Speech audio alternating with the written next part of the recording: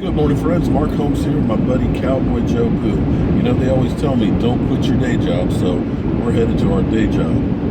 But it's so great looking at the sports reports and stuff, or watching the sports shows in the morning, with the Dallas Cowboys not having all the drama that we've had in past years. I mean, let's face it, the Dallas Cowboys have been like a reality show. You know, between the whole Greg Hardy mess and, guys getting busted for weed, Joseph Randall getting arrested every other week and losing his mind. I mean, it really just got to be crazy. Or we end up discussing Tony Ono or icing our own kicker. It's great not having all that drama like we used to. And it's interesting because that kind of drama is now going on with other teams, even though we don't hear much about it. I mean, you've got Odell Beckham, the big diva up there. You know, he's blowing up whenever things don't go right for him, or he's making out with the kicking net on the sidelines. You know, the Eagles have Josh Huff that not only got busted for speeding, not only got busted for weed, he had an unregistered handgun with hollow point bullets in it. I mean, that's kind of stupid. Can you imagine if that had been a Dallas Cowboy player that did that? They would be going on and on and on. There'd be special reports on that. And then you have the Washington Redskins with their $75 million man, Josh Norman, who is forever out there blasting anybody and everybody, even though he holds a receiver on every single play. And then you got their left tackle, Trent Williams, who skipped his drug test and spent another 4 games. But, the ESPN executives, man, they got to be sweating it out right now. I mean, they were so desperate that the best thing they could find on the Dallas Cowboys was TMZ walked up to T.O. and asked him for his opinion about Dak Prescott versus Tony Romo and who should start.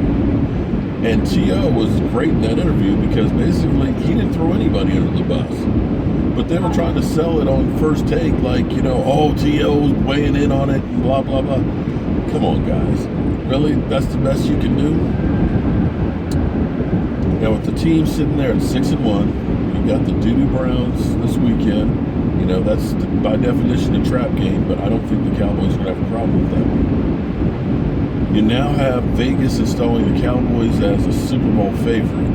And you've got the talking heads out there talking about it. And I just say, guys, slow your roll on that whole thing. Now, granted, there's nobody on the schedule that you look at and say, we can't beat. Every team out there in the NFL, with the exception of New England, has a fault or an Achilles heel. However, it's football. Anybody can beat you. I mean, Tampa Bay, they lost last night to Atlanta, but they did beat Atlanta earlier in the season.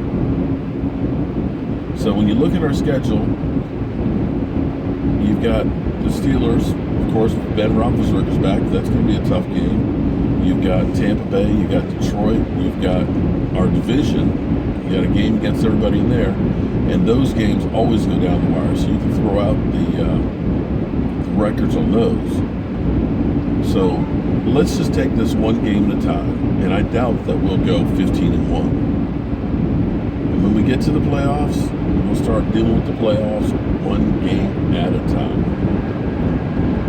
All right, getting close to the job. I'm Mark Holmes. That's Cowboy Joe Boo. And we're almost at our day job. Thank you for subscribing to the Joe Boo Report. We're closing in on 2,000, and hopefully we'll get there today. Because without you guys, we couldn't be spreading the mojo.